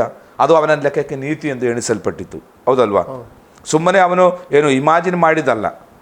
ದೇವರು ಸ್ಪಷ್ಟವಾಗಿ ಮಾತನಾಡ್ತಾರೆ. ದೇವರು ನಮ್ಮ ಹತ್ರ ಮಾತನಾಡಿದರೆ ನಾವು ನಂಬಲೇಬೇಕು. ಈಗ ನನ್ನನ್ನು ದೇವರು ಗುಣಪಡಿಸ್ತಾನೆ ಅಂತೇಳಿ ನನಗೆ ಸ್ಪಷ್ಟವಾಗಿ ವಾಕ್ಯದಲ್ಲೋ ಅಥವಾ ಕನಸಿನಲ್ಲೋ ಪ್ರಕಟಣೆ ಮೂಲಕವೋ ಅಥವಾ ನನ್ನ ಹೃದಯಕ್ಕೆ ದೇವರು ಇದು ಮಾತನಾಡಿದ್ದಾನೆಂಬ ಧೈರ್ಯ ನನಗೆ ಬಂದರೆ, ಅದು ಸ್ಪಷ್ಟವಾಗಿ ನನಗೆ ಗೊತ್ತಾದರೆ, ನಾನು ವೈದ್ಯರ ಬಳಿಗೆ ಹೋಗಬೇಕಾದ ಅವಶ್ಯಕತೆ ಇಲ್ಲ. ದೇವರು ನನ್ನನ್ನು ಗುಣಪಡಿಸಿಯೇ ಪಡಿಸ್ತಾನೆ. ಯಾಕಂದರೆ ಹೇಳಿದ್ದು ಯಾರು? ಮನುಷ್ಯರು ಮಾತಾಡುವ ಹಾಗೆ ಮಾತನಾಡುವವನಲ್ಲ, ದೇವರು ಮಾತು ಕೊಟ್ಟು ಬದಲಾಗುವನು. ದೇವರು ಹೇಳಿದರೆ ಅದು ನಡೆಯುತ್ತದೆ. ಆದರೆ ಇವತ್ತು ಅನೇಕರು ದೇವರು ಹೇಳಿದ್ದಾನೆ ಅಂತೇಳಿ ಸುಮ್ಮನೆ ನಂಬುವವರಿದ್ದಾರೆ, ಯಾರೋ ಹೇಳಿ ನಂಬುವವರಿದ್ದಾರೆ. ಅದಕ್ಕೆ ಇವತ್ತು ಈ ರೋಗ ಸೌಖ್ಯದ ಬಗ್ಗೆ ನಾವು ಕಲಿಯೋದಾದರೆ, ಅನೇಕರು ಮೆಡಿಸಿನ್ ತಗೊಳ್ತಾ ಇಲ್ಲ. ನನಗೆ ಗೊತ್ತು, ಅನೇಕರು ಮೆಡಿಸಿನ್ ತಗೊಳ್ಳದೆ ಇವತ್ತು ಆರೋಗ್ಯವಾಗಿರುವವರು ನನಗೆ ಗೊತ್ತು. ಆದರೆ ಅವರಿಗೆ ದೇವರು ಸ್ಪಷ್ಟವಾಗಿ ಹೇಳಿದ್ದಾನೆ, ನಾನು ನಿನ್ನನ್ನು ಗುಣಪಡಿಸುವ ದೇವರು. ಅವ್ರ ಹತ್ರ ಮಾತ್ರ ಅದು ಅವರಿಗೆ ನಂಬಿಕೆಗೆ ಆಧಾರ. ಆ ಆಧಾರದಲ್ಲಿ ಅವರು ಬದುಕ್ತಾ ಇದ್ದಾರೆ. ಅವರನ್ನು ದೇವರು ಔಷಧ ತಗೊಳ್ಳದೆ ಗುಣಪಡಿಸಿದ್ರು ಅಂತೇಳಿ ನಾನು ಹಾಗೆ ನಡೆದ್ರೆ ಆಗ್ತದ? ಆಗಲ್ಲ. ಇಲ್ಲಿ ನಾವು ತಪ್ಪು ಎಡವಟ್ಟು ಮಾಡುವಂಥದ್ದು. ಅದು ಅವರಿಗೆ ದೇವರು ಕೊಟ್ಟ ನಂಬಿಕೆ, ಅವರ ಹತ್ರ ಅವರಿಗೆ ಅವರು ನಂಬಲಿಕ್ಕೆ ಆಧಾರ ಇದೆ. ಅವರಿಗೆ ಅದು ದೇವರು ಅವರೊಟ್ಟಿಗೆ ಮಾಡಿದ ಪ್ರಕಟಣೆ, ಅದು ಅವರಿಗೆ ಆಧಾರ. ಅವರು ಅದನ್ನು ಕ್ಲೈಮ್ ಮಾಡಿ ಆ ರೋಗ ಸೌಖ್ಯವನ್ನು ಹೊಂದುತ್ತಾ ಇದ್ದಾರೆ. ಈಗ ನನಗೆ ಅದು ಸಿಗದೆ, ಅಯ್ಯೋ ಅವರಿಗೆ ಇವರಿಗೆಲ್ಲ ದೇವರು ಔಷಧ ತಗೊಳ್ಳದೆ ಗುಣಪಡಿಸು ಅಂತೇಳಿ ನಾನು ಏನು ಅವ್ರನ್ನ ನೋಡಿಕೊಂಡು ಜೀವನ ಮಾಡಿದರೆ ನಾನು ಕೊನೆಗೆ ಸಾಯ್ತೇನೆ ಅಷ್ಟೇ. ನಾನು ಔಷಧ ತಗೊಳ್ಳೋದ್ರಲ್ಲಿ ಏನು ತಪ್ಪಿಲ್ಲ ಅಲ್ವಾ? ನನ್ನ ಹತ್ರ ದೇವರು ಮಾತನಾಡಿದರೆ ನಾನು ತಗೊಳ್ಳೋದು ಬೇಡ. ಅದೇ ಈಗ ನನ್ನ ಹತ್ರ ಹೇಳಿದ್ರು ಎಲ್ಲರೂ ಔಷಧ ನೋಡಿ, ಉಪದೇಶ ಬದಲಾಗುವುದು ನೋಡಿ. ಈಗ ನನಗೆ ದೇವರೊಂದು ಪ್ರಕಟಣೆ ಕೊಟ್ಟ, ಏನು ಔಷಧ ತಗೊಳ್ಳದೆ ನಾನು ನಿನ್ನ ಗುಣಪಡಿಸು ದೇವರು ಎಂಬುದು ಆ ವಾಗ್ದಾನ ನನಗೆ ಸಿಕ್ತು. ಅದು ನನ್ನ ಆತ್ಮಕ್ಕೆ ಸ್ಪಷ್ಟವಾಗಿ ಅರ್ಥವಾಯಿತು. ನನಗೆ ಆ ಪ್ರಕಟಣೆ ಸಿಕ್ಕಿತು. ನಾನು ಔಷಧ ತಗೊಳ್ಳ ಅಂತ ತೀರ್ಮಾನ ಮಾಡಿದೆ. ನಾನು ಸಭೆಯಲ್ಲಿ ನಿಂತುಕೊಂಡು ಬೋಧನೆ ಮಾಡೋದು, ಇನ್ನು ಇಲ್ಲಿ ಯಾರು ಔಷಧ ತಗೊಳ್ಬಾರ್ದು ಅಂತ, ಅದನ್ನೇ ಒಂದು ಉಪದೇಶ ಮಾಡೋದು ನೋಡಿ. ಅದು ಅವರಿಗೆ ಅಪ್ಲಿಕಬಲ್ ಅಲ್ಲ, ಅದು ನನಗೆ ನನಗೆ ಅನ್ವಯ ಅಲ್ವಾ? ಅದು ನನ್ನೊಟ್ಟಿಗೆ ಅವರ ಹತ್ರ ಮಾತಾಡಿದರೆ ಅವ್ರು ತಗೊಳ್ಳೋದು ಬೇಡ. ಖಂಡಿತ ನಾನು ಅದನ್ನು ಉಪದೇಶ ಮಾಡಲಿಕ್ಕೆ ಆಗಲ್ಲ. ಈಗ ಅನುಭವಗಳನ್ನು ಉಪದೇಶ ಮಾಡೋಕ್ಕೆ ಬರಲ್ಲ. ಇವತ್ತು ಕ್ರೈಸ್ತ ಸಮಾಜದಲ್ಲಿ ಬಂದ ಅತಿ ದೊಡ್ಡ ಅನಾಹುತ ಏನು? ನನ್ನ ವೈಯಕ್ತಿಕ ಅನುಭವವನ್ನು ನಾನೊಂದು ಉಪದೇಶ ಮಾಡ್ಕೊಳ್ತಾ ಇದ್ದೇನೆ. ಉಪದೇಶ ನಾನು ಮಾಡಬೇಕಾದಕ್ಕೆ ವಾಕ್ಯದ ಆಧಾರ ಇರಬೇಕು ಅಲ್ವಾ? ನನ್ನ ಅನುಭವಗಳನ್ನು ನಾನು ಉಪದೇಶ ಮಾಡೋಕ್ಕಾಗಲ್ಲ. ಈಗ ಇವನಿಗೆ ಒಂದು ಕಣ್ಣು ಸಿಕ್ತು ಅಂತ ಇಟ್ಕೊಳ್ಳು, ಒಬ್ಬ ಕುರುಡನಿಗೆ. ಅವನು ಹೇಳೋದು ಒಂದು ಕಣ್ಣಿನ ಸಭೆ. ಅವನೊಂದು ಸಭೆ ಸ್ಟಾರ್ಟ್ ಮಾಡಿದರೆ ಹೆಂಗಿರ್ತದೆ? ಒಂದು ಕಣ್ಣಿನ ಸಭೆ ಅಂದರೆ ಅವನು ಹೇಳೋದು ಒಂದೇ ಕಣ್ಣು ಸೌಖ್ಯ ಮಾಡೋದು ದೇವರು, ಎರಡು ಕಣ್ಣು ಮಾಡಲ್ಲ ಅಲ್ವಾ? ಯಾಕಂದರೆ ಅವನಿಗೆ ಆದ ಅನುಭವ ಏನು? ಒಂದು ಕಣ್ಣು ಅಲ್ವಾ? ಹಾಗೆ ಒಂದು ಕಣ್ಣಿನ ಸಭೆ, ಇನ್ನೊಂದು ಕಡೆ ಎರಡು ಕಣ್ಣಿನ ಸಭೆ. ಯಾಕೆ ಈ ಸಭೆಗಳಲ್ಲಿ ಈ ಉಪದೇಶಕ್ಕೆ ವ್ಯತ್ಯಾಸ ಬರಲಿಕ್ಕೆ ಕಾರಣ? ನಮ್ಮ ಸಭಾ ಸ್ಥಾಪಕರೆಲ್ಲ ಅವರ ಅನುಭವದ ಮೇರೆಗೆ ಸಭೆ ಸ್ಥಾಪನೆ ಮಾಡೋದು, ಅವರ ಅನುಭವದ ಮೇರೆಗೆ ಅವರಿಗೆ ಸಭೆಗೆ ಉಪದೇಶ ಕೊಡುವಂಥದ್ದು. ಅನುಭವದ ಮೇರೆಗೆ ಅಲ್ಲ ಸಭೆ ಸ್ಥಾಪನೆ ಮಾಡಬೇಕಾದ್ದು, ಸಭೆಯಲ್ಲಿ ಉಪದೇಶ ಸಾರಬೇಕಾದ್ದು ವಾಕ್ಯದ ಆಧಾರದ ಮೇರೆಗೆ ಆಗಿರಬೇಕು. ಆದ್ದರಿಂದ ಇವತ್ತು ಅನೇಕ ತಪ್ಪುಗಳು ನಡೆಯುವಂಥದ್ದು. ನಾವು ತುಂಬ ವಿಶಾಲವಾಗಿ ಬೇರೆ ವಿಷಯಗಳಿಗೆ ಚರ್ಚೆಗೆ ಹೋದೆವು. ನಮ್ಮ ವಿಷಯಕ್ಕೆ ನಮಗೆ ಹಿಂತಿರುಗಿ ಬರೋಣ. ಇಲ್ಲಿ ಅವನು ನಂಬಿದ, ಆ ನಂಬಿಕೆ ಅವರಿಗೆ ಆಧಾರವಾಗಿತ್ತು ಅಲ್ವಾ? ಸ್ವಾಮಿ ಹೇಳಿದ, ನಾನು ನಿನಗೆ ಇದನ್ನು ಮಾಡಬಲ್ಲ, ನೀನು ನಂಬುತ್ತೀಯೋ? ಅವರು ಹೇಳಿದ್ರು, ನಾನು ನಂಬ್ತೇನೆ. ಯಾಕಂದರೆ ನಾನು ಮಾಡ್ತೇನೆ ಅಂತ ದೇವರ ಭರವಸೆ ಮೇಲೆ ಅವರು ನಂಬಿದರು. ಅವರಿಬ್ಬರಿಗೂ ಎರಡು ಕಣ್ಣು ಸ್ಪಷ್ಟವಾಗಿ ಕಾಣಿತು. ನಾನು ಕೇಳುಗರಿಗೆ ಹೇಳುವಂಥದ್ದು, ದೇವರ ವಾಕ್ಯದಲ್ಲಿ ಇರ್ತಕ್ಕಂಥ ಅನೇಕ ಪ್ರಾಮಿಸಸ್ ನಾವಿವತ್ತು ನಂಬ್ತಾ ಇಲ್ಲ. ಏನು, ನಾವು ಭೌತಿಕ ಸಂಗತಿಗಳನ್ನು ನಂಬ್ತಾ ಇದ್ದೇವೆ, ಆದರೆ ಆತ್ಮಿಕವಾದ ಅನೇಕ ಆಶೀರ್ವಾದಗಳು ಬೈಬಲ್ನಲ್ಲಿದೆ. ಅದು ನಮಗೆ ತನ್ನ ಮಕ್ಕಳಿಗೋಸ್ಕರ ದೇವರು ಮೀಸಲಾಗಿಟ್ಟಂತಹ ವಾಗ್ದಾನಗಳು, ಅದನ್ನು ನಾವು ನಂಬಬೇಕು. ಒಂದು ಉದಾಹರಣೆ ನಾನು ಹೇಳ್ತೇನೆ. ಫಿಲಿಪ್ಪಿ ಪತ್ರಿಕೆ ಪೂರ್ತಿ ಸಂತೋಷದ ಬಗ್ಗೆ ಬರೆಯಲ್ಪಟ್ಟಿದೆ. ಕರ್ತನಲ್ಲಿ ಯಾವಾಗಲೂ ಸಂತೋಷಿಸಿರಿ ಸಂತೋಷಿಸಿರಿ ಎಂದು ಮತ್ತೆ ನಾನು ನಿಮಗೆ ಹೇಳ್ತೇನೆ. ಇದು ದೇವರ ಮಕ್ಕಳಿಗೆ ದೇವರು ಕೊಟ್ಟಂಥ ಅತಿ ಮುಖ್ಯವಾದಂಥ ಒಂದು ಪ್ರಾಮಿಸ್. ಯಾವುದು? ಕ್ರಿಸ್ತನನ್ನು ಅಂಗೀಕಾರ ಮಾಡಿಕೊಂಡು ಕ್ರಿಸ್ತನ ಮಕ್ಕಳು ಕ್ರಿಸ್ತನಲ್ಲಿ ಯಾವಾಗಲೂ ಸಂತೋಷ ಭರಿತ ಜೀವಿತ ನಡೆಸುವಂಥದ್ದು. ಆದರೆ ಇದೊಂದು ದೊಡ್ಡ ಪ್ರಾಮಿಸ್ ನಮಗೆ ಕೊಟ್ಟಿರುವಂಥದ್ದು, ಸಂತೋಷ ಪಡುವಂಥದ್ದು. ಇವತ್ತು ನೋಡಿ, ಸಂತೋಷ ಮನೋರಂಜನೆಗಾಗಿ ಜನ ಎಷ್ಟೋ ಕೋಟಿಗಟ್ಟಲೆ ಖರ್ಚು ಮಾಡ್ತಾ ಇದ್ದಾರೆ. ಆದರೆ ದೇವರ ಮಕ್ಕಳಾದ ನಮಗೆ ಮನೋರಂಜನೆಗೆ ಹಣ ಖರ್ಚು ಮಾಡಬೇಕಾದ ಅವಶ್ಯಕತೆ ಇಲ್ಲ. ಯಾಕೆ? ಕ್ರಿಸ್ತನು ನಮ್ಮೊಳಗೆ ಬಂದಾಗ ನಮಗೆ ಆತನು ಸಂತೋಷವನ್ನು ಕೊಟ್ಟಿದ್ದಾನೆ. ಇದೊಂದು ಆತ್ಮಿಕ ಆಶೀರ್ವಾದ. ಆದರೆ ಅನೇಕ ಕ್ರೈಸ್ತರು ನಾನು ನೋಡಿದೆ, ದೇವರ ಮಕ್ಕಳು ನೋಡಿದ್ದೇನೆ, ಅವರ ಮುಖ ಯಾವಾಗಲೂ ಊದಿ ಬಾಡಿ ಕೊರಗಿ ಈ ರೀತಿ ಇದ್ದಾರೆ. ಅವರು ದೇವರ ಮಕ್ಕಳು, ಆದರೆ ಈ ಪ್ರಾಮಿಸನ್ನು ಅವರು ನಂಬ್ತಾ ಇಲ್ಲ. ಯಾವಾಗಲೂ ಸಂತೋಷಿಸಿರಿ, ಕರ್ತನಲ್ಲಿ ಸಂತೋಷಿಸಿರಿ, ಎಡೆಬಿಡದೆ ಈ ವಾಕ್ಯವರಿಗೆ ಗೊತ್ತು, ಆದರೆ ಆ ಪ್ರಾಮಿಸನ್ನು ಅವರು ಕ್ಲೈಮ್ ಮಾಡ್ತಾ ಇಲ್ಲ. ಕ್ಲೈಮ್ ಮಾಡಿರಿ, ನಿಮಗೆ ಸಂತೋಷ ಸಿಗ್ತದೆ, ನಿಮ್ಮ ಮೂಡಿ ಹೋಗ್ತದೆ, ನಿಮ್ಮ ನಿರಾಶೆ ಹೋಗ್ತದೆ, ನಿಮ್ಮ ಏನು ಉದ್ದ ಮುಖ ಮಾಡಿಕೊಂಡು ಆ ಅನುಭವ ನಿಮ್ಮಿಂದ ಹೋಗ್ತದೆ. ನಿಮ್ಮ ನೋಡುವಾಗಲೇ ನೀವು ಒಬ್ಬ ಕ್ರಿಸ್ತನ ಮಗನು ಎಂಬುದಾಗಿ ಜನರಿಗೆ ಕಾಣುವಾಗ ನಿಮ್ಮ ಮುಖದಲ್ಲಿ ಒಂದು ಕಳೆ ಬರ್ತದೆ, ಸಂತೋಷ ಬರ್ತದೆ. ಅದು ದೇವರು ನಮಗೆ ಕೊಟ್ಟಿರುವ ವಾಗ್ದಾನ. ಅದು ಯಾವಾಗಲೂ ಸಂತೋಷಿಸಿರಿ ಅಂತೇಳಿ ನಾವು ನಂಬ್ತೇವೆ. ಆ ಸಂತೋಷ ಸಿಗ್ತದೆ ಅಂತ ನಂಬ್ತೇವೆ, ಆದರೆ ಯಾವಾಗಲೂ ಸಂತೋಷಿಸಿರಿ ಎಂಬುದು ನಂಬುವುದಿಲ್ಲ. ಹೇಗೆ ಯಾವಾಗಲೂ ಸಂತೋಷ ಆಗಿರಲಿಕ್ಕೆ ಸಾಧ್ಯ? ಯಾಕಂದರೆ ಬೈಬಲ್ ಹೇಳ್ತಾ ಇದೆ ಯಾವಾಗಲೂ ಸಂತೋಷಿಸಿರಿ ಅಂತ. ಬೈಬಲ್ ಹೇಳಿದ್ದು ಆಗ್ತದೆ, ಅದಕ್ಕೆ ದೇವರು ಹೇಳಿದ್ದು ಅಲ್ವಾ? ದೇವರು ಆಗದ್ದನ್ನು ಹೇಳಲ್ಲ. ಯಾವಾಗಲೂ ನೀವು ನಂಬ್ತಾ ಇಲ್ಲ ಯಾವಾಗಲೂ ಸಂತೋಷಿಸಲಿ ಆಗ್ತದೆ ಅಂತ. ಆದ್ದರಿಂದ ನೀವು ಪದೇ ಪದೇ ಏನು ದುಃಖಕ್ಕೂ ಮೂಡಿಗೆ ಹೋಗ್ತಾ ಇದ್ದೀರಿ. ಕೆಲವೊಮ್ಮೆ ಸಂತೋಷಿಸ್ತೀರಿ, ಯಾಕಂದರೆ ನಿಮ್ಮ ನಂಬಿಕೆ ಏನು, ಕೆಲವೊಮ್ಮೆ ಸಂತೋಷ ಬರ್ತದೆ ಅಂತ ಹೇಳಿ. ಹಾಗೆ ಅಲ್ಲ ಬೈಬಲ್ ಹೇಳೋದು. ಬೈಬಲ್ ಏನು ಹೇಳೋದು? ಯಾವಾಗಲೂ ನೀವು ಅದನ್ನು ನಂಬಿದರೆ ನಿಮಗೆ ಸಿಗ್ತದೆ, ಯಾವಾಗಲೂ ಆ ಸಂತೋಷ ಸಿಗ್ತದೆ. ಈ ರೀತಿ ಅನೇಕ ಆಶೀರ್ವಾದಗಳು ಬೈಬಲಲ್ಲಿದೆ. ಅದು ನಾವು ನಂಬುವಾಗ ನಮಗೆ ಸಿಗುವಂಥದ್ದು. ನಾವು ಎಷ್ಟು ಆಧಾರದಲ್ಲಿ ನಂಬ್ತೇವೋ ಅಷ್ಟು ನಮಗೆ ಅದು ಸಿಗುವಂಥದ್ದಾಗಿದೆ. ಆದ್ದರಿಂದ ಇವರಿಗೆ ಸ್ವಾಮಿ ಹೇಳ್ತಾ ಇದ್ದಾರೆ, ನಾನು ಇದನ್ನು ಮಾಡುವುದಕ್ಕೆ ನನ್ನಿಂದ ಆಗುತ್ತದೆ ಎಂಬುದಾಗಿ ನೀನು ನಂಬುತ್ತೀಯೋ. ದೇವರು ಹೇಳ್ತಾ ಇದ್ದಾನೆ, ಅವರು ಹೇಳ್ತಾ ಇದ್ದಾರೆ ನಾವು ನಂಬುತ್ತೇವೆ. ಅವರ ನಂಬಿಕೆ ಆಧಾರದ ಮೇರೆಗೆ ದೇವರು ಅವರಿಗೆ ಸೌಖ್ಯವನ್ನು ಕೊಡ್ತಾ ಇದ್ದಾರೆ. ಪಾಸ್ಟರ್, ಹೀಗೆ ದೇವರಲ್ಲಿ ಇಬ್ಬರು ಕುರುಡರಿಗೆ ಕಣ್ಣು ಕೊಟ್ಟು ಆತನ ಮುಂದೆ ಹೋಗ್ತಾ ಇದ್ದಾನೆ. ಅವನು ಮುಂದೆ ಹೋಗುವಾಗ 32 ಮೂಕ ದೆವ್ವ ಅಥವಾ ದೆವ್ವ ಹಿಡಿದ ಒಬ್ಬ ಮೂಕನನ್ನು ನೋಡ್ತೇವಲ್ಲ, ಹೌದು, ಅದ್ರ ಬಗ್ಗೆ ಹೇಳ್ಬೋದಾ ಪಾಸ್ಟರ್? ಹೌದು, ಅವರು ಹೊರಟು ಹೋಗುತ್ತಿರುವಾಗ ದೆವ್ವ ಹಿಡಿದ ಒಬ್ಬ ಮೂಕನನ್ನು ಆತನ ಬಳಿಗೆ ತಂದರು. ಆತನು ದೆವ್ವ ಬಿಡಿಸಿದ ಮೇಲೆ ಆ ಮೂಕನು ಮಾತನಾಡುವನಾದನು. ನಮಗೆ ಆಶ್ಚರ್ಯ ತರುವಂಥ ಕೆಲವು ಸಂಗತಿಗಳು. ಈ ದೆವ್ವ ಪೀಡಿತರಾದರೆ ಕೆಲವೊಮ್ಮೆ ಸೈತಾನ್ನು ಜನರನ್ನು ಮೂಕರಾಗಿ ಮಾಡ್ತಾರೆ, ಬಾಯಿ ಬರದಂತೆ. ನಾವು ನೆನೆಸ್ತೇವೆ ಅವರಿಗೇನು ಗಂಟಲಿನ ತೊಂದರೆ ಇರ್ಬೋದು ಅಥವಾ ಜನ್ಮತಃ ಈ ರೀತಿ ಮಾತನಾಡದಂತಹ ಸಮಸ್ಯೆ ಅಂತ. ಆದರೆ ಕೆಲವು ದುರಾತ್ಮಗಳು ಅಟ್ಯಾಕ್ ಮಾಡಿದರೆ ಅವ್ರನ್ನ ಮಾತನಾಡದಂತೆ ಅವ್ರನ್ನ ಮಾಡುವಂಥದ್ದಾಗಿದೆ. ನೋಡಿರಿ, ಅಲ್ಲಿ ಯೇಸು ಸ್ವಾಮಿ ಬೇರೆ ಏನು ಮಾಡಲ್ಲ, ಆ ದುರಾತ್ಮವನ್ನು ಓಡಿಸಿದಾಗ ಅವನು ನೋಡಿ ಅನೇಕ ರೋಗದ ಕಾರಣ, ರೋಗದ ಹಿಂದೆ ರೋಗದ ಆತ್ಮ ಇದೆ, ರೋಗಕ್ಕೆ ಒಂದು ಕೋಸ್ ಇದೆ, ಒಂದು ಕಾರಣ ಇದೆ ಅಲ್ವಾ. ನೋಡಿರಿ, ನಾವು ಎಲ್ಲ ಕಡೆ ವೈದ್ಯಕೀಯ ಮಾಡಿ ಆ ರೋಗ ಬಿಟ್ಟು ಹೋಗದೇ ಇದ್ದರೆ ಡಯಾಗ್ನೋಸ್ ಮಾಡುವಾಗ ಯಾವ ತೊಂದರೆ ಇಲ್ಲ, ನೀವು ಯು ಆರ್ ಓಕೆ ಅಂತ ಡಾಕ್ಟ್ರ್ ಹೇಳ್ತಾರೆ, ನಿಮಗೇನು ತೊಂದರೆ ಇಲ್ಲ ಅಂತ. ಆದರೆ ನಮ್ಮ ರೋಗ ನಿವಾರಣೆ ಆಗ್ತಾ ಇಲ್ಲ. ಅಂತಹ ಒಂದು ಅನುಭವದಲ್ಲಿ ಯಾರಾದರೂ ಇದ್ದರೆ ಅದು ರೋಗ ಅಲ್ಲ, ಆ್ಯಕ್ಚುಲಿ ಅದರ ಹಿಂದೆ ರೋಗದ ಆತ್ಮ. ಅದು ನಮಗೆ ಎಕ್ಸ್ರೇಯಲ್ಲಿ, ಸ್ಕ್ಯಾನಿಂಗ್ನಲ್ಲಿ ಅಥವಾ ಯಾವುದೇ ರಿಪೋರ್ಟಲ್ಲಿ ನಮಗೆ ಕಾಣಲ್ಲ ದುರಾತ್ಮ. ಅದು ಒಳ್ಳೆಯ ಕೃಪೆ ಇರುವ ದೇವಸೇವಕರ ಹತ್ರ ಹೋಗಿ ಪ್ರಾರ್ಥನೆ ಮಾಡಿದರೆ ಅದು ಗೊತ್ತಾಗ್ತದೆ. ಆದ್ದರಿಂದ ನೀವು ಎಲ್ಲ ಕಡೆ ಪರೀಕ್ಷಿಸಿ ನಿಮಗೆ ಇನ್ನೂ ಕಾಯಿಲೆ ಹೋಗದೆ ಇನ್ನೂ ನೀವು ರೋಗ ಪೀಡಿತರಾಗಿದ್ದರೆ ಅದರ ಹಿಂದೆ ಒಂದು ರೋಗದ ಆತ್ಮ ವ್ಯಾಪರಿಸ್ತಾ ಇದೆ. ಅದು ಬೈಬಲ್ ಸ್ಪಷ್ಟವಾಗಿ ಹೇಳ್ತಾ ಇದೆ. ಇವನಿಗೆ ಏನು ಮೂಕಾಗಲಿಕ್ಕೆ, ಇವನಿಗೆ ಮಾತನಾಡದೇ ಇರಲಿಕ್ಕೆ ಕಾರಣ ಒಂದು ದುರಾತ್ಮವಾಗಿತ್ತು. ಇದನ್ನು ನಾವು ಡಿಸರ್ನ್ ಮಾಡಬೇಕು. ಇದಕ್ಕೆ ಕಾರಣ ಕೆಲವೊಮ್ಮೆ ನಮಗೆ ನೋಡುವಾಗಲೇ ಗೊತ್ತಾಗ್ತದೆ ಅದು ರೋಗ ಅಲ್ಲ ಅಂತ, ಅದರ ಹಿಂದೆ ರೋಗದ ಆತ್ಮ ಅಂತ. ಅದಕ್ಕೆ ಡಿಸರ್ನಿಂಗ್ ಸ್ಪಿರಿಟ್, ವಿವೇಚಿಸುವ ಆತ್ಮ ನಮಗಿರಬೇಕು. ಅದು ಯೇಸು ಸ್ವಾಮಿಗಿತ್ತು. ಸ್ವಾಮಿ ಆ ದೆವ್ವವನ್ನು ಗದರಿಸಿದಾಗ ಅವನು ಮಾತನಾಡುವವನಾದನು ಎಂಬುದಾಗಿ ನಾವು ಓದ್ತಾ ಇದ್ವಿ. ಈಗ ಅದರ ಬಗ್ಗೆ ಅನೇಕ ಸಂಗತಿ ಹೇಳಲಿಕ್ಕಿದ್ರು, ಸಮಯ ಇಲ್ಲ, ಮುಕ್ತಾಯಗೊಳಿಸಬೇಕು. ಆದರೆ ಫರಿಸಾಯರು 34ನೇ ವಚನದಲ್ಲಿ ದೆವ್ವಗಳ ಒಡೆಯನ ಸಹಾಯದಿಂದಲೇ ದೆವ್ವವನ್ನು ಬಿಡಿಸುತ್ತಾನೆ ಅಂದರು.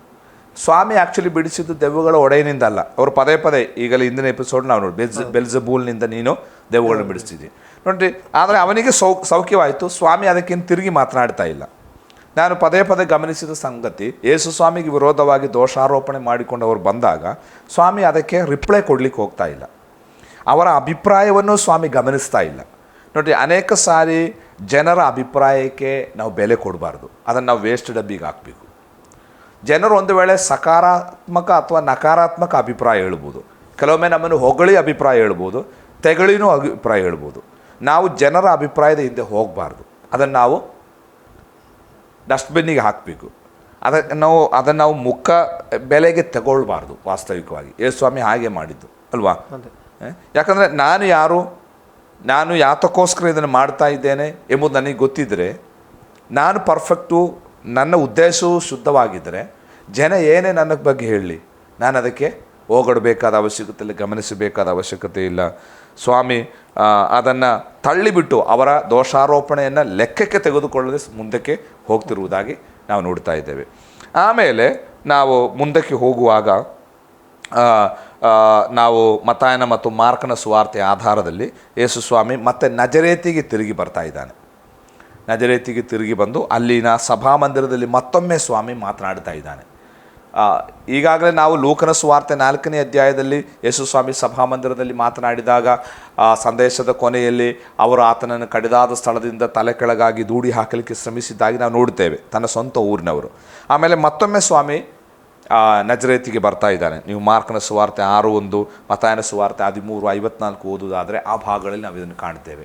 ಅಲ್ಲಿಯೂ ಸಹ ಜನರು ಆತನನ್ನು ತಿರಸ್ಕಾರ ಮಾಡಿದರು. 2ನೇ ಸಾರಿ ನಜರೇತಿನವರು ಯೇಸು ಸ್ವಾಮಿನ ಅಲ್ಲಿ ನಾವೊಂದು ಮಾತು ಓದ್ತಾ ಇದ್ದೇವೆ, ಅನೇಕ ಕಾರ್ಯ ಮಾಡಬೇಕೆಂಬುದಾಗಿ ತನ್ನ ಊರಿಗೆ ಬಂದರು, ಅವರು ನಂಬದೇ ಇದ್ದ ಕಾರಣ ಸ್ವಾಮಿಗೆ ಏನು ಮಾಡಲಿಕ್ಕೆ ಆಗಲಿಲ್ಲ.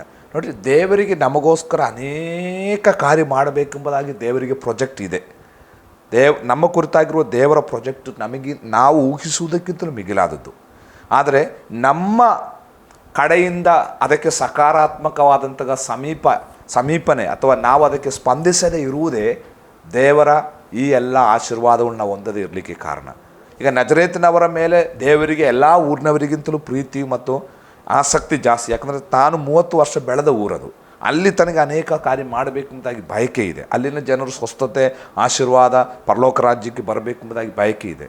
ಆದರೆ ಅವರು ನಂಬದೇ ಇದ್ದ ಕಾರಣ ಸ್ವಾಮಿಗೆ ಏನು ಮಾಡಲಿಕ್ಕೆ ಆಗಲಿಲ್ಲ. ಆದ್ದರಿಂದ ಪ್ರೇಕ್ಷಕರಲ್ಲಿ ನಮಗೆ ವಿನಂತಿ ಏನಂದರೆ, ನೀವು ಸ್ವಾಮಿನೇ ನಂಬಿರಿ, ಆಳವಾಗಿ ನಂಬಿರಿ.